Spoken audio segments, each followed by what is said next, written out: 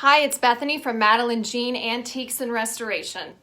First, I want to give a quick shout out to my friend Travis Higgins, who gave me this cool hat today. He runs a company called Linchpin Designs. They're based out of Hampton, New Hampshire. He's a fellow woodworker and craftsman, and he does amazing work. So please go check out his Instagram page and his Facebook. You'll be truly amazed. Behind me is my next custom project that I'll be doing for a client. It is a 4-drawer antique dresser. It's on caster wheels, and the client has asked me to paint it a beautiful soft white color. The color is called Snow Cap White by Valspar.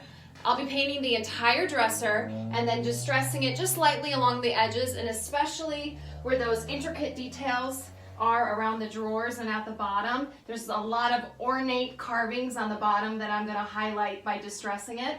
So I'm really excited to get started on this next project. So stay tuned.